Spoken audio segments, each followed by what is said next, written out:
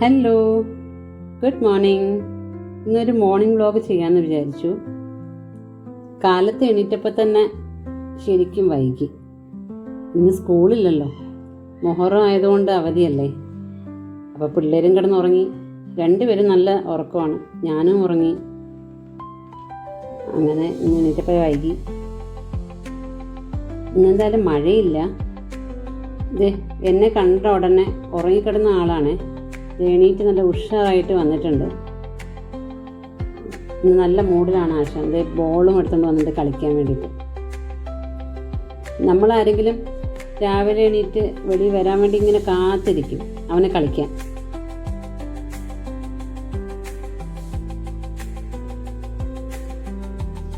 പത്രം എടുക്കാൻ വേണ്ടിയിട്ട് ഗേറ്റിൻ്റെ അവിടേക്ക് പോയപ്പോഴാണ് ഇന്നലത്തെ രാത്രിയിലെ കലാപരിപാടികൾ കണ്ടത്. അവിടെ വവ്വാല് പേരയ്ക്ക മുഴുവനും കൊത്തി താഴെ ഇട്ടിട്ടുണ്ട്. ഇനി അതൊക്കെ വൃത്തിയാക്കണം. ഈ പേരയ്ക്ക കൊത്തി താഴെ ഇടുമ്പോഴേ അതിങ്ങനെ ടൈൽസിൽ ഒട്ടി ഒട്ടി കിടക്കും. അത് വൃത്തിയാക്കാൻ ഭയങ്കര പാടാണ്. എനിക്ക് രാവിലെ എണീറ്റ ഉടനെ ചായയും പത്രവും വായിച്ചിങ്ങനെ ഇരിക്കാൻ ഭയങ്കര ഇഷ്ടമാണ്.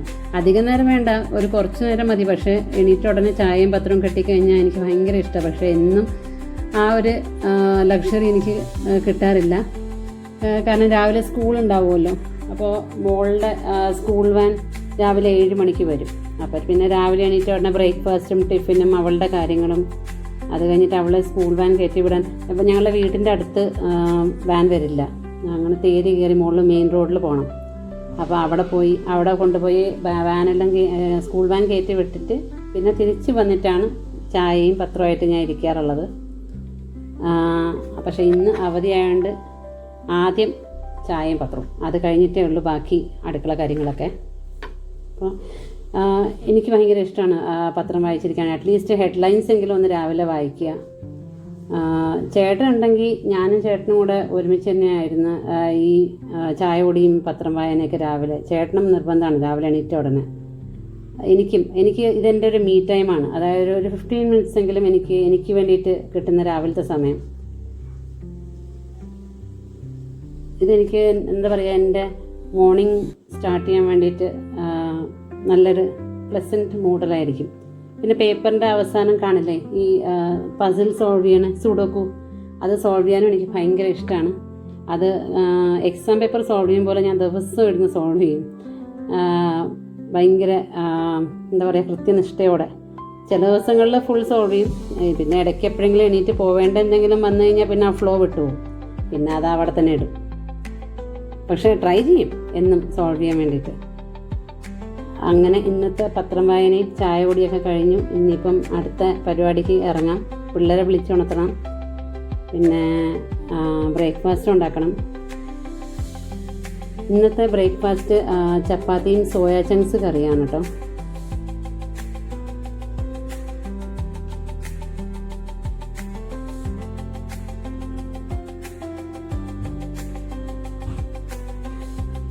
ഞങ്ങളുടെ അടുക്കളയിൽ നല്ല വെയിൽ വരും. അതുകൊണ്ട് ജനലും തുറന്നിടേണ്ട ആവശ്യമില്ല. ഒരു നെറ്റ് 2 സൈഡിലും തുറന്നിട്ടിട്ടുണ്ട്. ഈ സമയത്ത് പൊതുവേ ബ്രേക്ക്ഫാസ്റ്റ് ഉണ്ടാക്കാൻ വേണ്ടിയിട്ട് ഞാൻ നിൽക്കാറില്ലല്ലോ അടുക്കളയിൽ. കാരണം 7 മണിയാകുമ്പോൾ തന്നെ എൻ്റെ ബ്രേക്ക്ഫാസ്റ്റൊക്കെ റെഡിയാവും, മോള് പോകണം മുന്നേ തന്നെ. ഈ സമയം എൻ്റെ ബ്രേക്ക്ഫാസ്റ്റ് കഴിക്കേണ്ട സമയമാണ് അല്ലാത്ത ദിവസങ്ങളിൽ. അപ്പോൾ ഇവിടെ അതുകൊണ്ട് ലൈറ്റൊന്നും ഇടേണ്ട ആവശ്യമില്ല. രാവിലെ 6 മണി ആയാലും ലൈറ്റ് ഇടേണ്ട ആവശ്യമില്ല. നല്ല വെളിച്ചം ഞങ്ങളെ അടുക്കളയിലോട്ട് ഉണ്ടാവും. ഈ സൈഡിൽ നിന്നാണ് സൺറൈസ്. വെയിലും കണ്ടുകൊണ്ട് ഞാൻ തുണികൾ കഴുകാൻ വേണ്ടിയിട്ട് മെഷീനിലിടാമെന്ന് വിചാരിച്ചു. അങ്ങനെ തുണികളും ആവും. നമ്മൾ ബ്രേക്ക്ഫാസ്റ്റ് ഉണ്ടാക്കി കഴിച്ചൊക്കെ കഴിയുമ്പോഴേക്കും തുണികളും നനച്ച് കിട്ടും. അപ്പോൾ 2 പണികളും ഒരുമിച്ച് നടക്കുമല്ലോ. ഫ്രിഡ്ജിൽ നോക്കിയപ്പോൾ ചപ്പാത്തിക്ക് മാവില്ല കുഴച്ചത്. അപ്പോൾ ഇനിയിപ്പോൾ ചപ്പാത്തിയുടെ മാവ് കുഴക്കണം.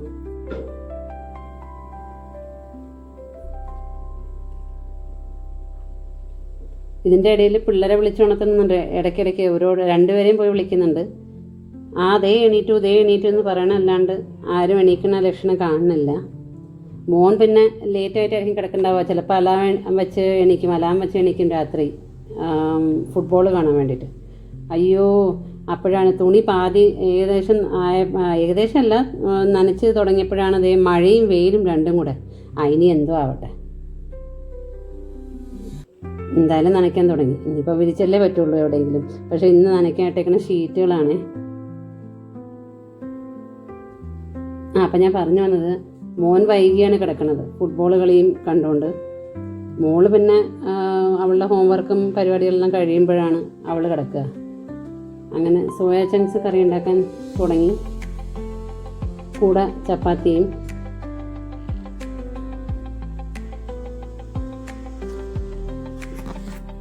ഇവിടെ ചേട്ടൻ്റെ ഇവിടെയുള്ളൊരു ഫ്രണ്ട്, അടുത്ത് താമസിക്കുന്ന ഒരു ഫ്രണ്ട് ചേട്ടന് കുറച്ച് മാങ്ങ കൊടുത്തിട്ടുണ്ടായിരുന്നു.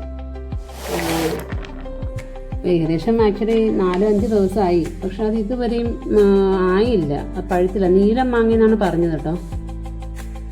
അത് ഇപ്പം ഇന്നലെ നോക്കിയപ്പോൾ ചെറുതായിട്ട് കളറടിച്ച് തുടങ്ങി. പക്ഷേ അത് സ്മെല്ലൊന്നും വരണില്ല. നല്ല പഴുത്ത മാങ്ങയുടെ സ്മെല്ലൊന്നുമില്ല. ചെറിയൊരു മഞ്ഞടിച്ച് തുടങ്ങിയതേ ഉള്ളൂ. അതാണ് ഞാൻ നോക്കിയത്, അത് പഴുത്തോ എങ്ങനെയാണെന്ന്. എനിക്ക് ചപ്പാത്തി ഉണ്ടാക്കാൻ ഭയങ്കര എളുപ്പമാണ്. പണ്ടേ ഞാൻ ബോംബെയിൽ താമസിച്ചിരുന്നപ്പോഴും മിക്കവാറും ചപ്പാത്തി തന്നെയായിരുന്നു. ഞാൻ ജോലിക്ക് പോയിക്കൊണ്ടിരുന്നപ്പോഴും ഡബ്ബയിൽ ടിഫിനിൽ ഉച്ചയ്ക്ക് ചപ്പാത്തി തന്നെ കൊണ്ടുപോകും. എനിക്ക് ചോറ് കൊണ്ടുപോകാൻ ഭയങ്കര മടിയായിരുന്നു. അതേ സെയിം ഇതാണ് പിള്ളേർക്കും ഉണ്ടായത്. ആക്ച്വലി എൻ്റെ മോളും ടിഫിനിൽ കാപ്പിയെ കൊണ്ടുപോകുള്ളൂ, അവൾ ചോറ് കൊണ്ടുപോകില്ല. ചോറ് വന്നിട്ട് കഴിച്ചോളാം എന്ന് പറയും. കാരണം ചോറുണ്ണാൻ കുറേ സമയമെടുക്കും അവൾക്ക്. അപ്പോൾ പിന്നെ കാപ്പി ആകുമ്പോൾ പെട്ടെന്ന് കഴിക്കാമല്ലോ. പിന്നെ ഫ്രണ്ട്സിനോടൊപ്പം സംസാരിച്ചും ഒക്കെ സമയം കിട്ടുമല്ലോ റീസസിൽ.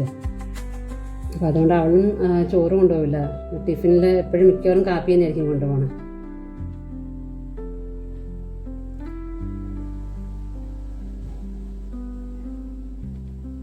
ഭയങ്കര ചൂട് കേട്ടോ. ഇപ്പോൾ ഇവിടെ നിൽക്കാൻ പറ്റണില്ല ഈ സമയത്ത്.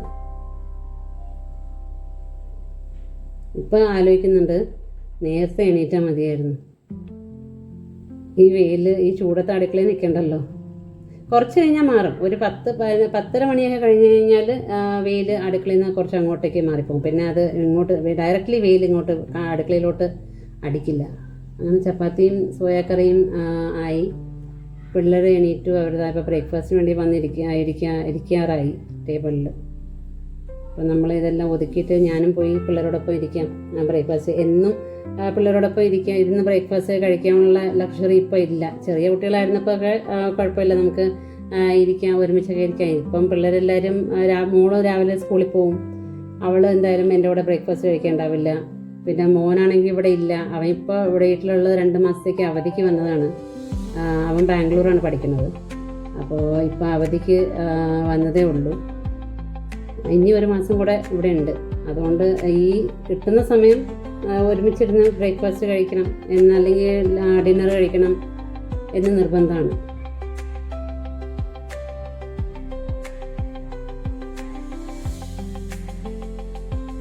അവരോടൊപ്പം ഇരുന്ന് ചിരിച്ചും കളിച്ചും സംസാരിച്ചൊക്കെ ബ്രേക്ക്ഫാസ്റ്റ് കഴിക്കുമ്പോഴുള്ള ഒരു സുഖം വേറെ തന്നെയാണല്ലോ. നമ്മളല്ലെങ്കിൽ ദിവസം എന്നും ഒറ്റയ്ക്ക് ഇരുന്നല്ലേ കഴിക്കുന്നത്.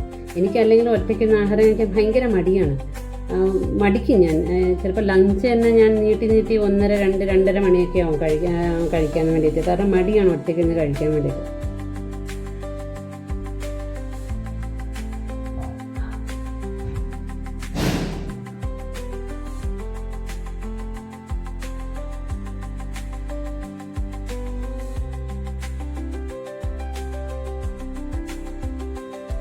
ഇതൊക്കെ ആക്ച്വലി നമ്മൾ പിന്നെ കുറേ മിസ് ചെയ്യും. നമ്മൾ ചെറുതിലെ പിള്ളേരെ കൂടെ ഉണ്ടാവുമ്പോൾ നമ്മൾ അതറിയില്ല.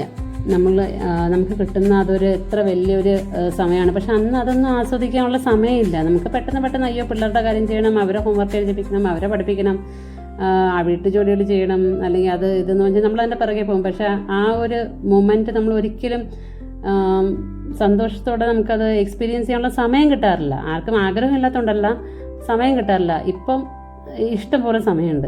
പക്ഷെ പിള്ളേരാരും അടുത്തുണ്ടാവാറില്ല, അത്രേ ഉള്ളൂ.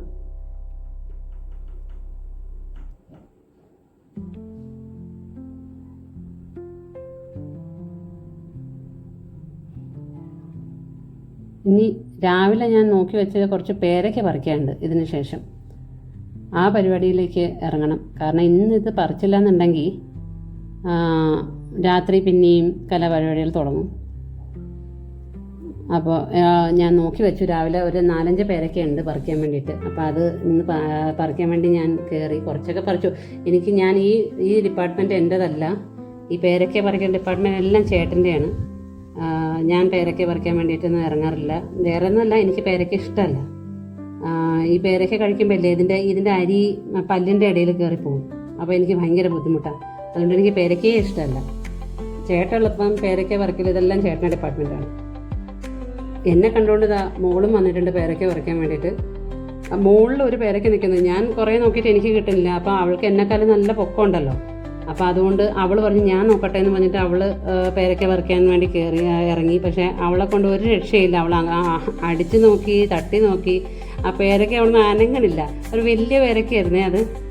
അപ്പോൾ പിന്നെ അങ്ങനെ വിട്ടാൽ പറ്റൂ. അപ്പം ഞാൻ പോയിട്ട് ഒരു ഏണി എടുത്തുകൊണ്ട് വന്നിട്ട് നമ്മുടെ തക്കാളി അതിനെ പറിക്കാനായിട്ട് തുടങ്ങി. അങ്ങനെ ഞാനും മോളും കൂടെ ആ പേരയ്ക്ക പറിച്ചിട്ടു. മോള് തന്നെയാണ് പറിച്ചിട്ടു. അതിൻ്റെ കൂടെ നിന്നതും കൂടെ അവൾ പറിച്ചിട്ടു അതിൻ്റെ കൂടെ. അപ്പോൾ ഞാൻ അമ്മ അതേ ഒരെണ്ണം കൂടെ നിൽക്കുന്നുണ്ട്. അപ്പോൾ പിന്നെ അതും കൂടെ പോരട്ടെ.